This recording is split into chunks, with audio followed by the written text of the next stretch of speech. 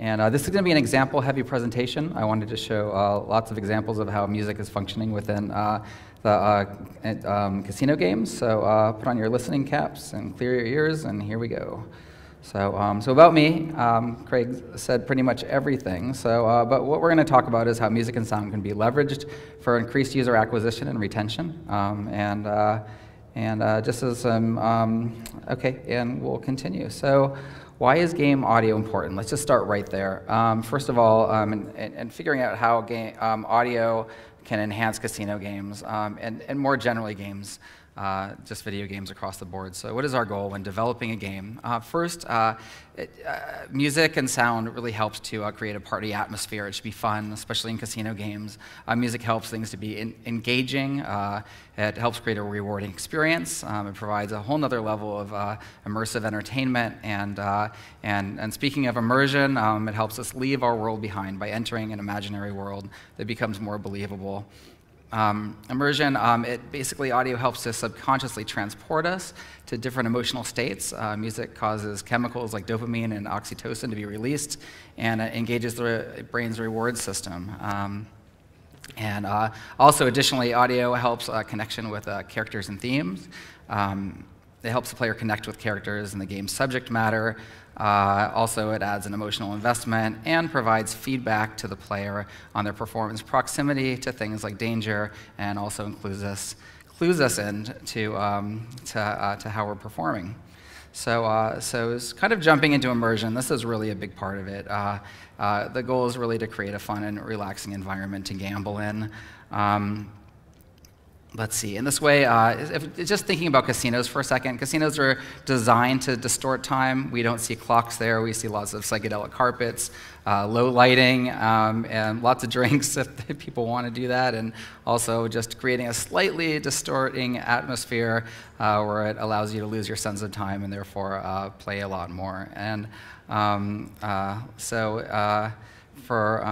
let's see, actually, from studies that have been done, participants have said that they would stay longer and gamble more in a playground casino design if music was present. So it helps us establish that music and sound really are very important to the experience. In practice, immersion in games, and especially casino games, music and sounds are there to really create a juxtaposition in a sense, like complementing spinning, but also adding to the excitement of what's going to happen afterward. Also, we see in regular casinos, we see a whole level of sensory immersion, where in casino seats, you actually will have the music or sound effects send vibrations via low frequency oscillators to motors in the chairs that people are sitting in. This additionally creates like sort of a cinematic and player feedback experience. Also having multiple speakers in the chair creates kind of a surround sound system in the casino experience.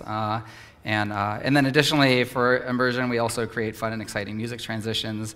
And finally, since there's so many machines close in proximity to each other, we try to keep all the music and sound in similar keys, mainly C, which I'll talk about in just a second.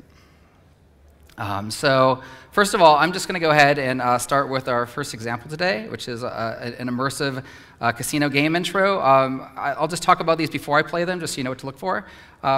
Basically, this is an exciting and fun Vegas-style game right here, and I think the way that they're really effective in this particular one, creating immersion, is the feeling of entering a real casino and then having actually sound effects that create sort of a background casino walla, which you'll hear at the end with just the voices and the sounds of what you would hear in a casino. So even though this is for perhaps a social casino game, it does kind of sort of mimic the same flavor and the same type of oral experience that you would experience in a real casino. So here's the example.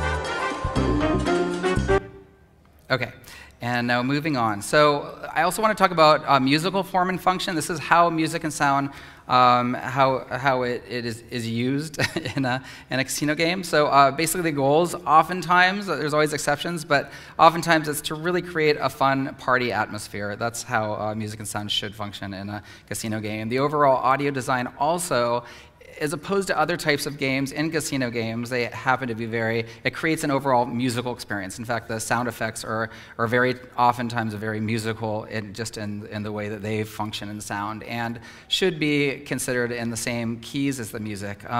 Also, the type of musical elements for the sound design in games, as opposed to being very sound effecty, or oftentimes working with musical sounds that sort of cut through in the audio so they can be heard really well, and also create sort of a level of percussiveness. Things like xylophones, marimbas, arpeggiators, and even like synthesizers that have oftentimes short, plucky sounds with other sounds sitting behind them. One other really interesting thing is that almost all the examples that I have found, have worked with, and that I've read about and heard about is that in casino games, it's really great to write in the key of C. There's actually studies that show that the key of C provides a pleasant feeling of happiness and nostalgia in subjects, so it's just something that we hear all the time.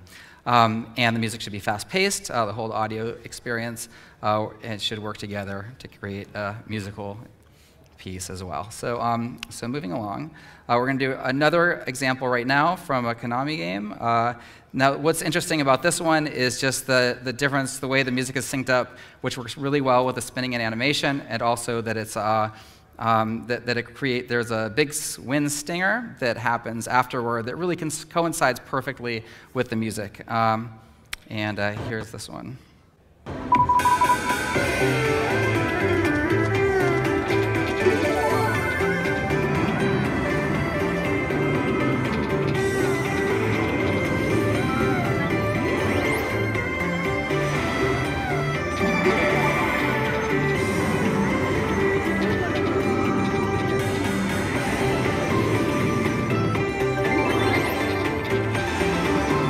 Right here we hear the sting that starts on the same note, and we hear it as a familiar Beethoven's Ode to Joy, which I think adds a lot to it just because people have heard of it before.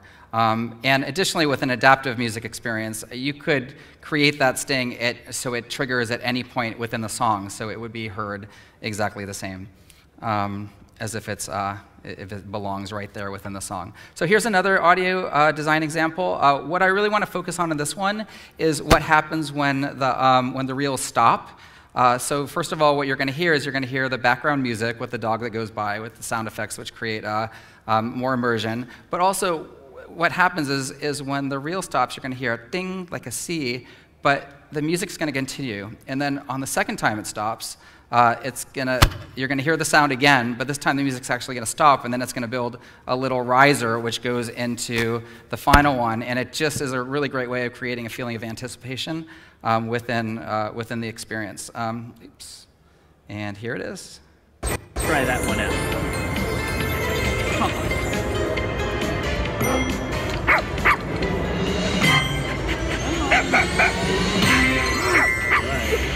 His name is Scotty, right? Scotty? Yeah, he does. I had to do trivia one time. So I think in that one, that's just sort of another way of kind of creating a different variation, which creates a feeling of excitement. Building excitement and intensity. So the next one now is one final example, which just shows how music and sound effects can work together, and you can have a number of different elements happening in succession to create a compelling casino experience. So what we're going to hear this time is 2 different music spins, and each time the spin stops, you're going to hear a sustained pitch, which is going to last through the results, and then that will go into a stinger, and then finally into like a little mini game heads and tails thing.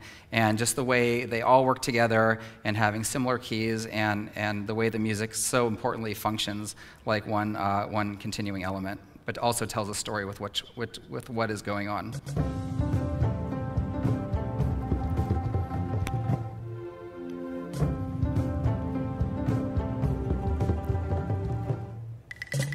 And now we go to the third one, and then it starts the next piece of music right here.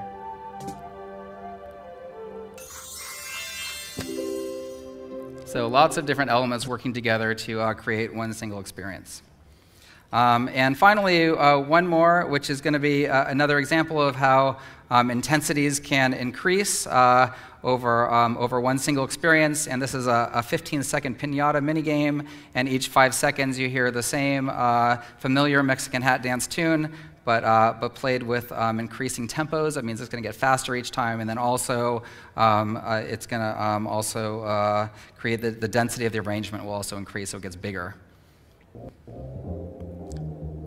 And you also have the wall in the background, which creates a feeling of immersion. So watch the clock at 10. And now it gets bigger and faster. And one more time.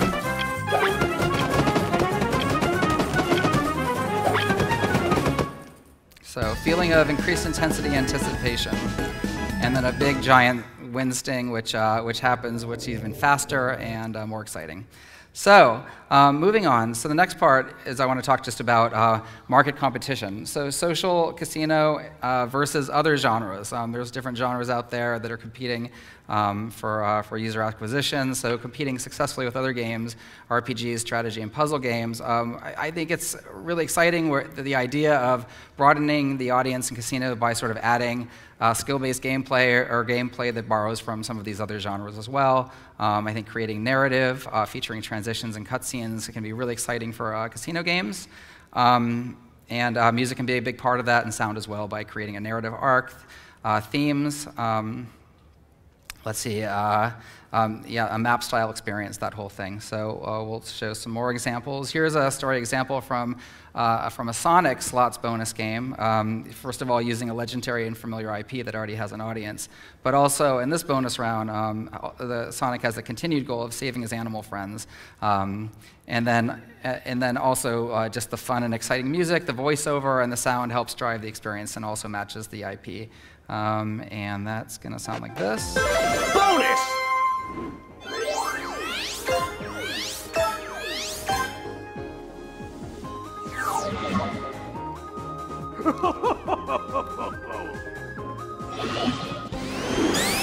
Start!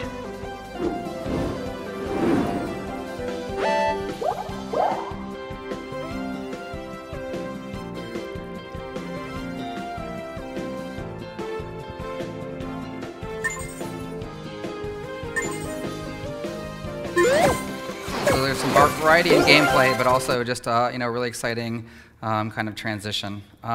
Okay, so moving on to celebrating existing IP licensing and working with IPs.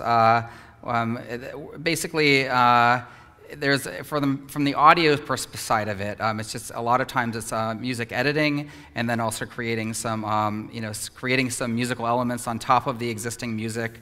And then additionally some custom music or sounds as well. So I'll show some examples of that. I really love this one with Jurassic Park. I think it's really sort of funny. It shows a lot of humor, but it also uses, first of all, you'll listen to the familiar music theme from Jurassic Park, the beautiful theme by John Williams, with sort of coin sounds on top of it, but then just a really funny narrative as well that, that kind of grabs to the horror and the comedy of it all.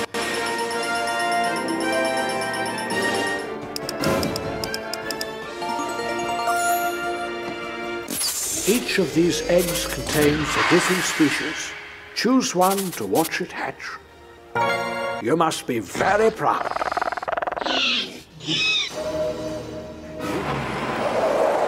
I don't know which way to So go. Again, either. a very story-based guess. gameplay based around a slots game.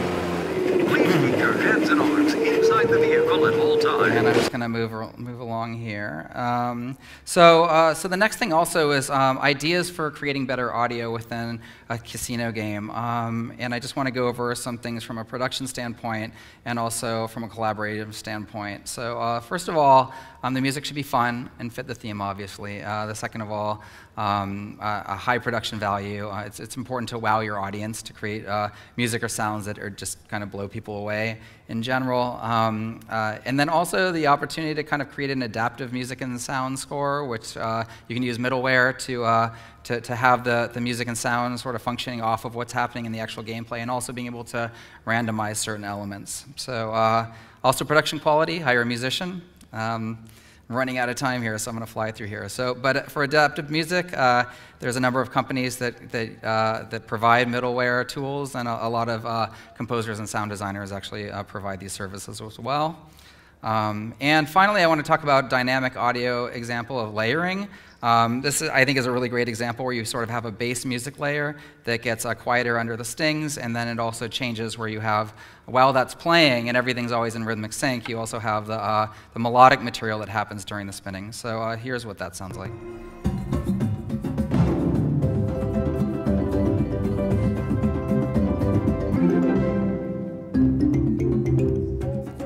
So it just starts out with percussion layers, and then the sting really provides the melodic material. So again, it's just creating an overall music experience around, around the casino slots game. So, so finally, tips for successful collaboration. These are all things that are really important.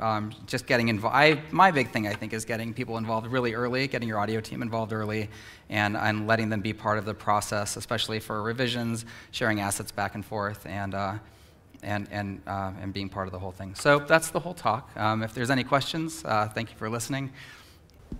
Oh, hi. Thanks for your presentation. Do you think I got maybe a bit of a curveball theory of sound and how it motivates us question for you. But if, when I look at games and I look at the sound in games, I feel like the people creating them assume that the games are being played in an environment where the sound that the game is producing will be the dominant sound in the space, right? Mm-hmm. But what happens? Do you think there's a risk though that if these very carefully crafted sounds wind up getting garbled by outside noise because you're playing in a noisy casino, or you're playing on the bus and your little, you don't have your headphones in and your little speakers on your tablet can't compete with people arguing across from you, that it might have the reverse effect and possibly create a disruptive or unpleasant experience for the player? I don't tend to think so. I mean, that's actually one of the reasons that we do talk about having sounds that really do sort of cut through the experience. Because if they're tied close enough to what is going on screen, I think that our brains should naturally sort of attach themselves to the events that are happening. Can you hear me okay? No, you just hear it anyways. Oh, yes, exactly, just to hear it anyways. So I think that's key. I mean, certainly, there's always the risk that, people will turn the music off or turn the sound off, but yeah, I mean, it should be there to, to function effectively, and I think if it's implemented effectively, it will do that. On the adaptive music that you were talking about, Yeah. I'm fascinated by that, and it sounds really interesting, and you gave some links there for where to go. But do you have any idea about how challenging that is to implement as far as that goes? It's actually very easy to implement. We work on a number of projects where we do that sort of thing, and for instance, like for Y's example, it actually has like a whole toolkit that gets implemented directly into the game, and then the composer or the audio team actually can go ahead and set up the whole implementation locally, on their side, and then literally just provide a series of events that can be called by the game's programmers. So it's just oftentimes creating a document saying, this is what needs to happen when, and this is what you called. It defines everything, and it should be that easy. There are just in installing it, there's a few minor gotchas, but in my experience, it's been pretty seamless for the most part, and it's quite common across all genres of gaming. Great, thank you. I think a lot of the time people underestimate how much time they're spending on social casinos. I've done a couple of studies recently where a good portion of them were spending over 20 minutes just playing the social casino, and sound then becomes such a critical part of the experience. And there's so many times where I've played a social casino where after a long period of time the sound does start to irritate me. Right. What are some of the examples or the pitfalls that you think people are making when they're not taking that into account? Like, what are they doing wrong? I think that sort of also sort of ties in with the whole thing of perhaps an adaptive music score. I think there's a few things. I mean, one is maybe providing music that's too repetitive. I think that's why, for instance, in some of these examples where you have maybe a layer which is happening very quietly and then that builds over time, but you're having different elements coming in and out. So if the music is there, but then suddenly it disappears and then it comes back, it's always providing, I think, a juxtaposition. That's sort of what what we often go for as composers, is to create a juxtapositions in the music so that it can always feel fresh. And I think if the audio experience is doing that, where your ears are never getting tired of the same exact sound, and it comes down to, I think, good audio design, which is, I think, is another reason why it's important to bring your team in early, on a project, so that you can test it and play with it and say, oh, this is working, this isn't working, we need to change that. And it really does come down to an overall design thing within, the different, maybe, I don't know, like a certain thing where maybe the spins are having a certain kind of music, but then changing it to a different key with a different tempo can help change things with different instruments, and always kind of going back and forth and allowing for those juxtapositions to happen. Thank you. Great. Thank you very much, everybody.